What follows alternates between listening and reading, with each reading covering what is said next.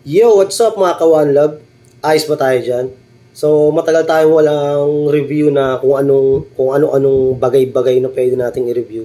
Dahil wala tayong vlog at wala tayong review, wala tayong rides, wala tayong tato. So, napag-isipan ko na gawan natin to ng review dahil bago lang sa akin to at newbie tayo sa paggamit ng Freedcon R1 Pro. So, marami na nag-review nito lalo na sa YouTube. At kung gusto niyo makita yung buong detalye ng review ng Freedcon R1 Pro, so punta kayo sa YouTube channel ng Freedcon Philippines. So nandun nakalagay doon, naka-review lahat noon.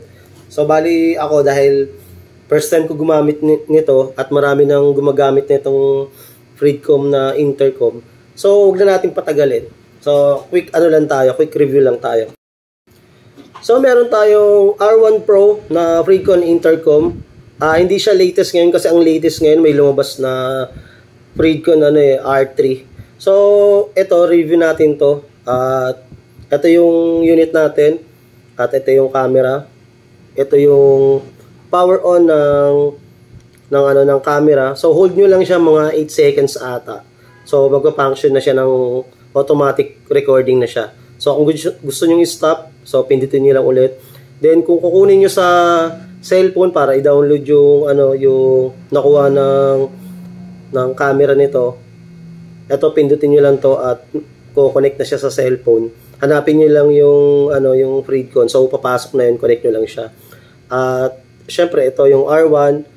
Ito yung pag-open ng niya, parang on and off na niya ng unit. So kahit nakapatay ito, pwede kayong mag-open ng camera para gamitin siya.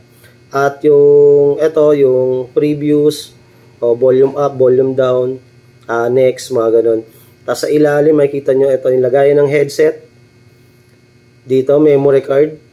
So, ang nakalagay dito, 16 gig lang ata. Ang nilagay ko. Pang ano lang naman siya, pang samantala kung sakaling malobat yung GoPro natin. At dito yung charging port niya na Type-C. So, huwag na natin patagalin. Papakita ko sa inyo yung footage ng camera nito. So, bago ko naman ito bilhin, alam ko na ang issue nito, yung wind noise. So, maggaralgal siya. At ayun, kayo na lang mag-decide kung okay ba siya o hindi. Pero para sa akin, pang-samantala okay siya. Siguro pang secondary na camera kasi may GoPro naman tayo. Pero hindi niyo pwedeng i-compare yung quality ng GoPro sa quality ng Freedcon kasi ito parang 1080p 2K, parang ganun lang something ang niya. Pero pang secondary okay na rin siya.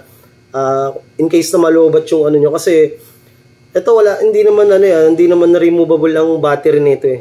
So siguro pag nalobat siya, pero kaya naman niya tumagal ng 1 oras, 4 oras, parang ganun yung review, pero hindi ko pa siya na-try kasi trabaho-bahay lang naman ang naka-captured nito.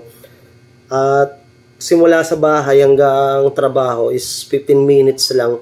So kaya naaabot niya. Bali, full charge siya nung kinuha ko to. Mag-1 week na ata, hindi ko pa siya china-charge. So bago natin patagalin, papakita ko na sa inyo yung footage ng camera nito at kayo na bahala kung ano yung pwede nyong hisga. Yon, peace out, one love.